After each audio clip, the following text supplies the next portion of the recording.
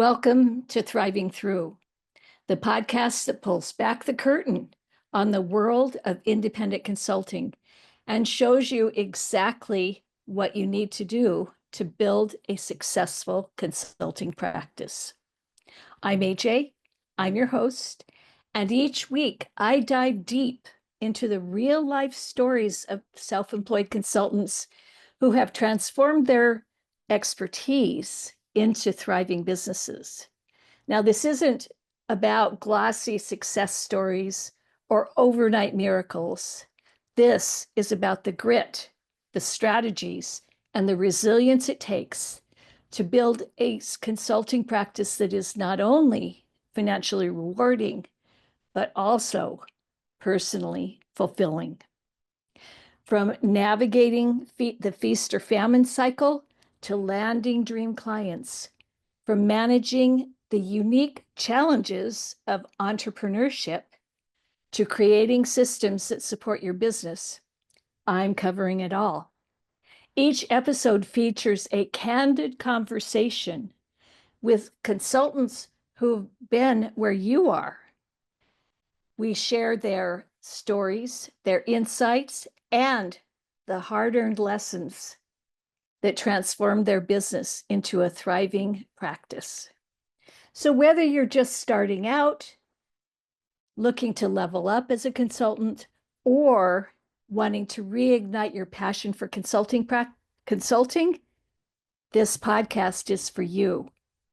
It's your weekly dose of inspiration, insight, and strategies that will pump you up and motivate you for the rest of the week. So grab a cup of coffee, get comfortable, and get ready to learn, get inspired, and most importantly, to thrive. On today's episode of Thriving Through podcast, I am delighted to welcome Lexi Boese of The Digital Opportunist. And Lexi is here to share her experience as a self-employed consultant with all of you and all of the things that she's learned through the successes and the mistakes and the failures of running a consulting business. So Lexi, glad that you're here. Yeah, happy to be here, AJ. Tell me, what was your path to becoming a self-employed consultant? I get asked this question a lot, actually, and I tell everyone I took the worst path possible. So a lot of people, when they become a consultant, they go to college, they work for a great company that has a lot of networking connections. They, kind of sharpen their teeth in a 9 to 5. And then once they have that network built, they go off on their own. I decided from a very young age that I wanted to be a consultant, and there was nothing that was going to stop me. So I went to school in New Mexico. It's a smaller town. There aren't as many big corporate opportunities. So I decided to be a consultant right out of college, which meant I was overworked and underpaid for a really long period of time. But it really allowed me the unique ability to jump into a handful of different projects and have to choose and showcase how I was able to make people money, which led me into doing a lot of effective strategies, led me into data translation, and has gotten me here. So it was a wild ride for sure, though. Not one that I think I would recommend out of the gate. Okay. And you called it the worst path. Yeah. Why was it a worst path? I had to build that network and I had to build that trust. And a lot of times when you're working as a consultant, people are looking at your past experiences to validate if you are going to be able to do the job that you're telling them that you can do. So when you've worked in a corporate setting, when you have those experiences, you a lot of times get hands-on experience with bigger companies, bigger projects. I didn't have that. So I was basically getting whatever type of project I could, and I was using that to prove to other clients that I was able to do my job. So I walked in with no experience. I walked in with no case studies and truly not knowing what I was doing, and had to really build that manually without the guidance or the mentorship of a bigger company. Okay. How, thinking back to those early days, and I totally get it, you didn't necessarily have the built-in credibility of a past work experience. Yeah. How did you, and I have to admit that if I were on the corporate side, I would probably have questions about, hey, you're just fresh out of college. Come on. How can you help me? So Yeah. how did you answer that question for people when they said, what have you got? You're fresh out of college. I basically told people that I'm scared of nothing. And if I don't know something, I will learn it and I will figure it out. And that came out of my mouth before the confidence was there. But I didn't get to work with, huge corporations, obviously. It's a completely valid question. A huge corporation would not want to pick someone who's fresh out of college with no experience. But I was able to get my hands on with a lot of smaller businesses that were willing to take a chance because my cost was a lot cheaper than a more established marketer or a more established agency. So I was able to really build up these smaller businesses as I was learning. So instead of doing the corporate experience, it was very much hands-on. And then when I started getting the opportunity to pitch for those bigger companies, I was coming in saying, hey, these other people came with these huge budgets. They didn't have to build from the ground up. I was able to build from the ground up. I've been hands-on. I know how everything works, meaning that you can throw me into any type of situation and I'm going to be able to figure out how to get out of it and get you to the point where you want to get with your company. Okay. You mentioned that you were underpaid and overworked for a long time, which to me kind of implies that you're not overworked and underpaid now. How Yes. did you transition? I mean, a lot of consultants have really struggled with raising their fees, raising their prices. As they get more successful, they're afraid of raising their prices because they're afraid they won't get clients. How did you overcome that challenge? That's a really good question. It is really, really scary, especially when you're working for yourself and you're so close to that money. It was a forced thing. It was not something that came naturally. I value my work a lot. Like I put a lot of worth into that. So really what happened is as I started getting busier, I started testing out higher price points. And when I noticed that everyone was saying yes, I would raise it $10. And I would see if everyone kept saying yes. And then if everyone kept saying yes and I was really busy, the next time someone would come in, I would try, raising my price another $10. And it was natural and it was slow progression. But I ultimately just kept doing that until I had one out of every five saying yes. And those projects were paying a lot better. So I didn't have to have the additional ones to make up for it. And then again, I just sort of continued to build on that. So again, long time to get here, but happy to be here now. I love that strategy. And your mindset. You came into that with really an attitude of experimenting and recognizing that you were getting to the right price when people were saying no. Yes. So many people are afraid of the no, that they will discount, they won't raise their rates. And right, sounds like right kind of from early on, you were comfortable that there were a certain number of people that were going to say no. How did you get comfortable with that? What I realized is sometimes the less you charge, your price attracts a different type of client. So when I was charging less, I was doing more work and I had clients that were fighting to pay me. They wanted discounts. They didn't want to give me the money that they had already promised. And as I started raising those rates, in the middle of it, I'm stressed out, right? I have these clients that I'm working with that are paying me less and working me harder, and clients that are paying me more, and they're sort of my ideal clients. And so I realized that the time I could, it's two options, right? If someone says no, that's time I get back. Or if I put my prices down, if I discount, I end up spending all of that spare time that could be spent finding a higher paying client, working on this smaller client. So I started being a little more comfortable with that space of, if you don't want to work with me, that is totally fine. I will take that time back for myself, or I will allow a bigger opportunity to come and take this space. So I think it was a shift. I'm not as scared of a no as I used to be. And at the beginning, you were. I was, which is why I was underpaid and overworked. Right, I wanted right. to prove myself, and a lot of smaller companies love that. They want you to want to prove yourself, and they will take advantage of that. They will push you to do more work. They will try to question, anything you're charging them. And as you start paying more or charging more, people ask less questions, and they just assume you're going to do a good job. Wow. The irony of that. It, Interesting. yes. What was were there any defining moments early on as you were going out on your own? Defining moments that that sort of either set the trajectory or changed the trajectory of your career?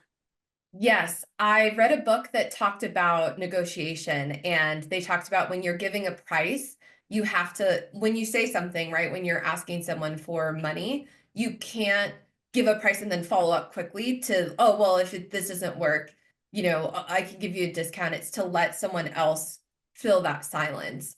So I had one client as I was starting to ramp up with that pay, the local person. I had other work, so I was happy with the work I had. I wasn't scared of them saying no. And they wanted me to come in and help consult and launch a local business. And we had a couple conversations. I said, okay, I'm going from 35 in my head. I was charging 35 an hour, and I don't need this client. I would love to have them, but I would love to have them at $50 an hour. So I'm going to tell them $50 an hour. And if they say yes, great. And if they don't, that's fine. So we went into the meeting, and they asked, well, what's your hourly rate? I said 50. And they looked at me, and the person I was talking to goes, did you say 50 or 15? And I just said 50. And then it was so uncomfortable, and I wanted to say something because I was like, can I charge $50 an hour? Is this insane? Is this way too much? Is this person gonna punch me in the face? And I just forced myself to sit with it. And I looked right back at them, and they said, okay. And it was this defining moment where I realized, I was like, if I do it and I hold to my guns, people are just going to trust, again, like for $50 an hour, you expect a certain level. And it worked, and I did great work for them. We built a lot of stuff. We helped launch the business. They were really happy with the end result. And I had the confidence to go forward and push from 50, to 75 to 85. But yeah, it was a really, the uncomfortable aspect of it was, yeah, I mean, I just had to sit with it. It wasn't comfortable. It didn't come naturally. I wanted to wiggle in my seat and tell him it was fine. And, but I forced myself to grow in that moment, and it was really impactful. Wonderful. Do you remember the name of the book? Don't. It But was, the most important advice is to just pause, give your rate, give your price, and then just sit yep. and not get squirmy and say, yeah, I The, love that's great advice. Yeah, the person who has the power in the negotiation is the one willing to walk away. And that is how I've approached all of my work. I love what I do. I know I'm great at what I do. And if you want to work with me, fantastic. This is my rate. And if you don't, that is totally fine too. I have, a lot of hobbies that I love. And if it's not taking up space working on your stuff, I have a lot of other things. So Wonderful. I want you to repeat that. What the you, Oh, the quote. Yeah. The yes, one who holds the power in negotiation is the one who has the power to walk away. that's so important. It Yeah, is. It's the lack of fear, because that's what ends up getting you into a situation where you're getting overworked and underpaid. You're scared of having nothing. You're scared of not proving yourself, or you're not scared of being enough. And then you end up doing all this extra work, spreading yourself way too thin, and proving to yourself that you could have done it anyways. It would have just been better if there was more money. right. You know what strikes me as I listen to you and as we talked earlier is that you bring a kind of an extraordinary level of confidence and knowledge or belief in your own worth. Have you always been that way, or did you develop that as you developed your business? Oh God, no, I have not been that way. It has been a constant fight and a constant struggle. And if you had talked to me this time last year, I would have told you that I was questioning everything. And truly it came from my worst fear was not having work, right? As a consultant, that's a huge fear of all of us. And I did so much to grab work, to stay on with clients that I wasn't crazy about. Here comes my cat, by the way. Um, yep, right in There the we go. expected. So, there's a lot of fear around that. And I think that's a totally valid fear to have. What I spent the last year trying to figure that out. Yep, there we go. Okay, we're settling down now. But it's something that came, I think for all of us, acknowledging that worst fear, and that was my worst fear. I had a month and a half where it was incredibly slow. I didn't have anything coming in. And the fear of having that happen to me was worse than the actual piece of it happening, if that makes sense. Mhm. And once I experienced that, like I said, I wasn't scared anymore of what it would be like because I was learning, I was having to live it. And it actually gave me the opportunity to create. I've always wanted to have my own e-commerce store. I do a lot in, lead generation and growth for e-com. So it gave me the opportunity to focus on something I wanted to do. I designed a jewelry line that I'm launching this year, which I'm really excited about. But once it happened to me, I realized that was it. That was the last thing I was scared of in consulting. When no one's knocking on your door, when you're not giving a proposal, when you don't have active work, what does that life look like? And I experienced it. And after that, my confidence honestly has shot through the roof because now I know what that's like and it's not scary to me anymore. Yes, the fear of the fear is greater than it coming true. Yeah. The Yeah. reality of it wasn't that scary. I was able to give back to my community a lot. I spent a lot of time shifting, what am I going to do when these clients come? What type of work do I really enjoy? What am I going to look for? And it allowed me to be a lot more selective with the people I worked with. It allowed me to attract the right contracts. It allowed me to say no to different opportunities. And it wasn't a really fun year. It was a really tough and transformative year, but growth I don't think is as beautiful as people think. It's hard work. But it pushed me to have my worst fear and live through it. And I lived through it. I survived, and now there's nothing left. Right. Beautiful. Yeah. Beautiful. Besides that, what other challenges have you faced in building your practice and how have you overcome them? There's so many. But a lot of it has been, this is a crowded industry, figuring out how to differentiate myself. And then honestly, I mean, competition is always hard. So figuring out a way to provide the best service I can to my clients and help that show through. So like the biggest challenge I think is showcasing who I am in those meetings to like move things forward, right? Because there's so many things I want to say. There's so many things that I want to show these clients that I'm capable of doing, and figuring out how to do that in a condensed way. And especially I'm remote. I'm completely remote. There's, like I live in a very small city. So having to do that online and showcase that personality and connect with people on a screen. And it's been tough, but it's one of those things that we've all kind of had to learn. And honestly, the pandemic was a huge shift for me in that. It allowed me to be more remote because it was something that's a little more commonly accepted now. Right. Does that answer Yes. your question? Yes, you did. Yes, you did. Great. And I had a follow-up question that is completely fleeted out of my brain. That's But fine. we'll move on to the next one. Looking back, what would you do differently if you Oh, were starting out again? trust my gut. I would have trusted my gut from the very beginning. So there were a few times where I would partner up with people. And when I first started, like I said, I was trying to prove my worth to everyone without realizing that I just had to prove my worth to myself. I was trying to show it to everybody without checking in personally. And honestly, there were so many times where my gut told me something different and I didn't listen to it because I felt like I wasn't like, oh, well, this person knows more than me. This person is going to lead. And even though I don't agree with it, it's because I'm not as smart or I'm not as experienced. And as I worked with different partners and started to see those gut instincts ahead at the very beginning, you know, that were, hey, this might unravel, this might not go in a good way, where I sort of push them down. As I've, you know, done more and more as a consultant, I've experienced more, I realized that that gut instinct is actually spot on every time. And it's just my job to listen to it. It's not my job to argue with it. It's not my job to second guess it. If I feel something, I lean into it and I just try to use that to move forward. But that's, I tell everybody that if your gut is telling you something, listen to it. Because there's a reason. Yes, very good. Yeah, and so many people are do what you did.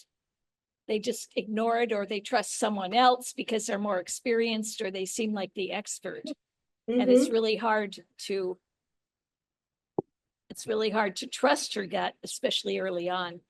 And I remembered the question. You said that it is a crowded field, and the challenge is differentiating yourself from everybody else out there. How do you differentiate yourself? What makes you different from everybody else?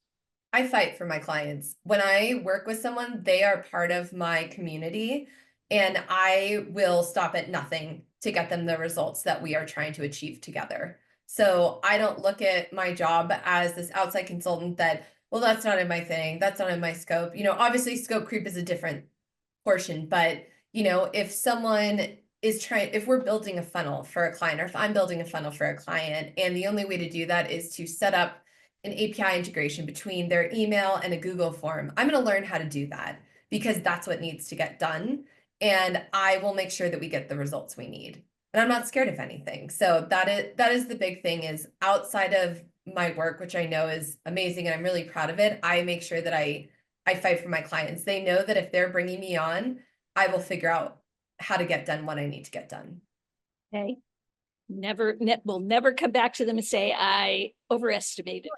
Yeah, like, I don't know, sorry, your problem. That has never happened. I Yes. will always show up and always get my job done. Sounds like that's in your DNA. It is, to a fault. Yes. But What problems do you solve for your clients? that's a great question. If you're looking at like a very bird's eye view, if you have a digital presence and you're selling a service or a product and you're trying to figure out a more streamlined way to do that, I look at all of your platforms and identify a way to help you make more without spending more. So what that is broken down is I assess all of your presence, right? Your digital platforms, you know, your sales, your website, anything that's living online. I look at the ways that that your company's doing that really well, and identify different gaps in how those customers move through that journey. Then again, due to all that experience of having to build everything hands-on, I can build in and fix those gaps in any portion of that funnel. So we streamline the processes, we streamline that customer journey, and work on just, you know, building that, increasing that ROI. So Okay. if you're paying for top of funnel leads, they're moving all the way through and you're retaining them. How do you show ROI? I track all different KPIs. So if someone's coming in, like a great example, one of the clients I had, I did a full funnel audit for them. So what they came in, they said, you know, they're spending $30,000 a month on Facebook ads, and they're working with an agency. The agency is telling them that the ads are going great. And they come to me because they're going, my gut is telling me that I'm not getting the money that they say I'm getting. Like, I'm looking at the bank account, I just don't feel like it's there. So I was able to go in. For them, they didn't want me to fix it. They had their own team, but they needed validation, they needed guidance, right? They need someone to tell them what to do and what's working versus what isn't. So I went into their ads, I went into their website analytics platform. They had like 7 different platforms that they were using. I was able to look through the different attribution models and reported back to them, hey, you're spending $30,000 on ads, and given what your last click attribution is saying, they're telling you that people are clicking on that ad, buying your product, and you're making $60,000. I'm seeing that it's 31,000. So instead of making, double, you're making $1,000. And the reason that was happening is because the paid ad company was using AI Performance Max. So they were not checking or validating any of that information. They were just spending money to a bunch of people that weren't interested in the product anyways. So we were able to give them recommendations, one, tighten up the customer segments that you're sending this to. Here's different ways you can start doing that. Here's a recommended budget. Also, you're having all these people come in from Pinterest and you're not touching Pinterest. So let's put a little energy towards this thing that's already working. So we were able to rework their budget, cut it in half, and give them double the impact. That makes a great case study. It does. Sadly, I am the cobbler with no shoes. So I have written in a Word doc that I have not finished yet. Now I want to switch gears a little bit and talk about your daily routine. Are there things daily and weekly? Are there things that you do that are sort of sacrosanct every single day? Not every day, but something I started doing post-pandemic was I try to start the day doing something for myself. So I keep a pretty, not, I wouldn't say rigid, but I try to get up in between 7 and 8 a.m. every morning. If I'm going to a yoga class or something in the morning, I, get up a little earlier. But I always try to start with exercise, something for myself, or a walk. So I start by picking me.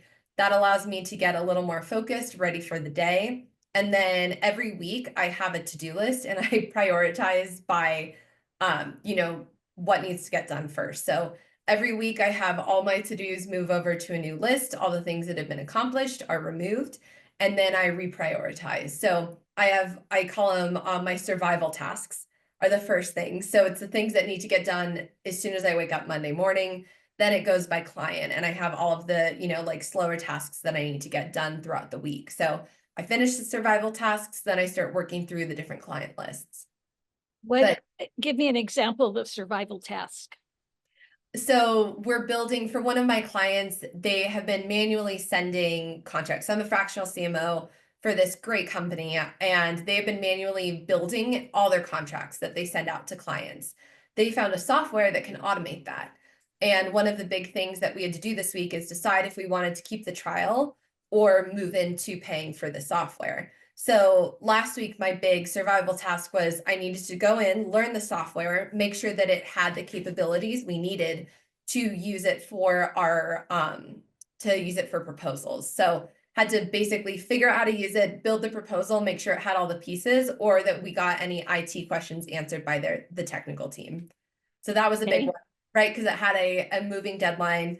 I keep all my personal stuff in there too. So making sure my credit card bill gets paid if I have a report due for, another client. So things that I know are small things, but that have like hard deadlines. Okay. As a consultant, we wear 3 different hats. You're the business owner, so you've got the admin and all the business running the business stuff. Then you've got client work, and then you have business development, also known as sales and marketing, or lead gen, client acquisition. How do you split your time between those 3 functions? Lead gen is honestly something I can always be better about, but I think every single consultant would say that, right? No one's happy with the pipeline. It's 1,000 people in the pipeline at once or no one in the pipeline. So one of the things that I work, I'm a consultant, so I don't have a full team behind me. So really what I try to do is I am on a bunch of Slack channels. So I basically continue doing lead generation all the time, knowing that it's not going to be ramped up, but knowing that it's consistent enough. And I do a lot of virtual coffees for that. But I have my Slack set up, so that is probably tertiary. Like that's probably the thing I spend the least amount of time on. Okay. And then clients, and then what was the other one? Sorry. The client work and then running the business. Client work is probably, I'd say 80% of my day. And honestly, the running the business, I feel like goes with that. taxes, all of those things are a nightmare that sometimes gets done on the weekends. But what I've learned is it's better to have a smaller client list and make sure that I'm doing a really good job for the people I work with. They end up staying longer, so I don't need as much of that lead gen. They do a lot of referrals to me, which I'm always so grateful for. But yeah, it's probably 80% client work. Okay. Okay.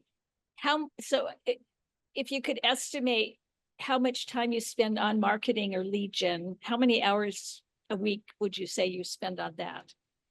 With proposal creation, it can vary in between 2 and 10.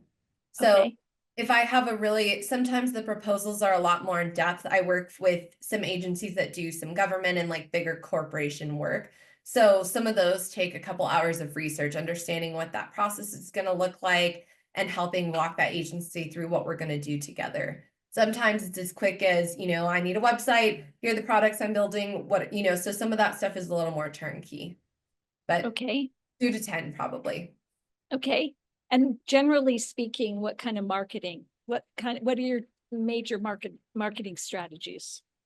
I do a lot of referral based stuff. So I connect with a lot of agencies that don't want to hire a full-time strategist, but need one every once in a while. So it's a lot of relationship building and investing in that time to make sure that when people do need someone, they think of me, they come to me, they know that I'm responsive, they know that I'm trustworthy. So it's a lot of that and a little bit of just connecting with people. Like I said, on these Slack channels, I have notifications. So when someone posts something for a fractional marketer or someone who needs an audit, I get a notification and then I just respond immediately, try to get them on a call and try to get them a proposal as soon as I can.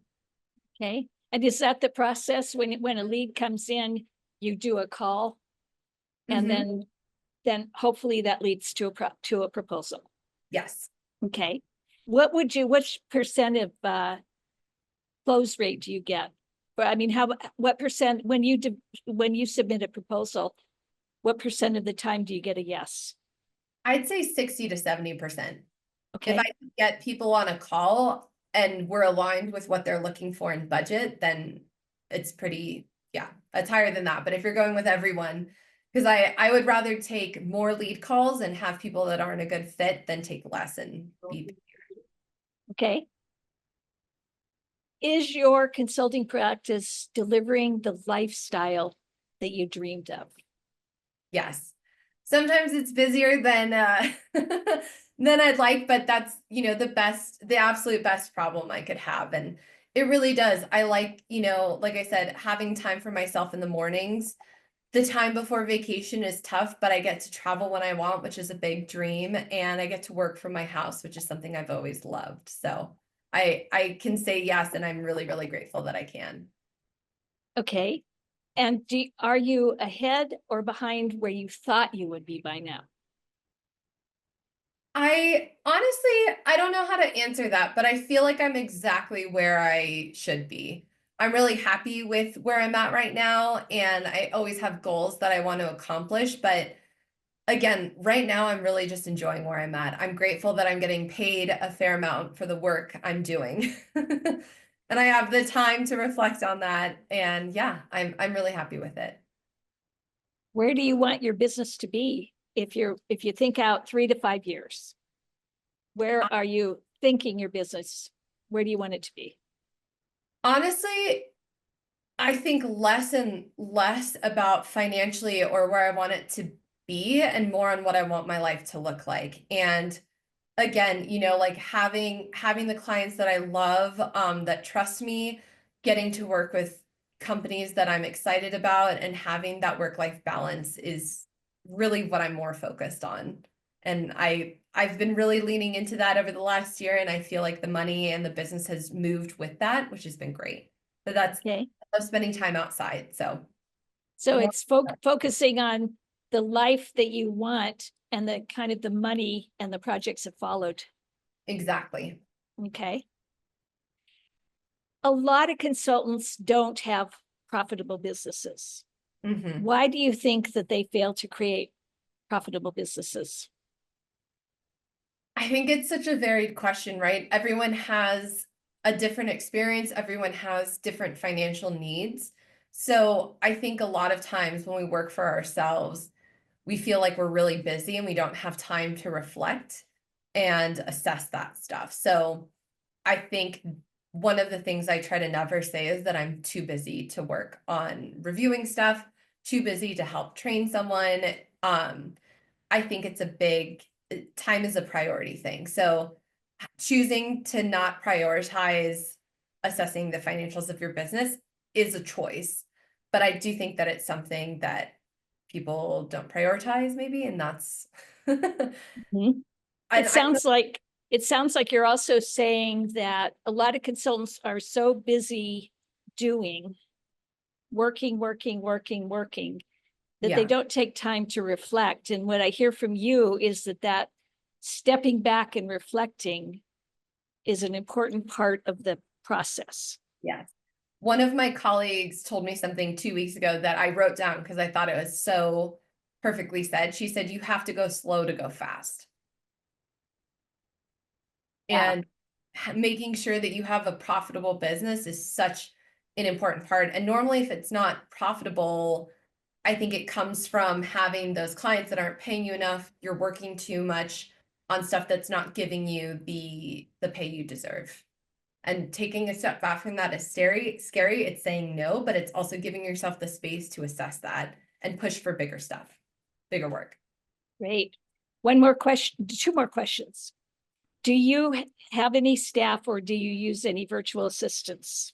No, No. So I you don't. do everything from A to Z. I do, and I use AI obviously for stuff to help with that. But yeah, like I said, I had an agency for 2 years. It was an incredibly stressful time. We had about 9 full-time consultants. I had a business partner with that as well. And the stress of managing everyone, after that, I just decided I was like, I want to work for myself. And I work with some partner agencies that are incredible. I would do anything for those. And they're all women owned, which I love. I would do anything for them. But yeah, I'm very, very happy just handling it myself. Okay. Last question. What advice do you have for other self-employed consultants? It's not always going to be fun. It's not always going to be easy. But if you wake up every day and commit to trying to move something forward, at some point, you're going to look back and realize how far you came. But it's not for everyone. That's okay. It's tough work and it's scary. Yeah. Yeah. It's scary. So thank you, Lexi. And who is our visitor on, who is the This gentleman? is Mr. Bags, also known as Jeff Bagwell. Okay. Well, thank you, Lexi and Mr. Bags for, he's waving, He's waving. for guesting on my podcast. Yeah. I really appreciate your being here. Thank you so much. Thank you so much for having me, AJ. Well, that brings us to the end of another episode of Thriving Through. I hope today's conversation has given you not just inspiration, but practical, actionable insights that you can apply to your own consulting journey. Remember, building a thriving consulting practice isn't about following someone else's blueprint perfectly. It's about finding your own path and staying true to your vision while learning from those who've walked similar roads. If today's episode resonated with you, I'd love to hear about it. Share your biggest takeaway on LinkedIn and tag me. Leave a review on your favorite podcast platform. Your feedback helps other independent consultants find our community and join this conversation.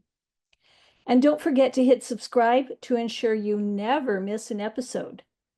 Each week, we'll bring you more honest conversations and practical strategies to help you build a consulting business that works for you. Until next time, keep pushing forward, stay curious, and remember, you're not just surviving in consulting, you're thriving through it.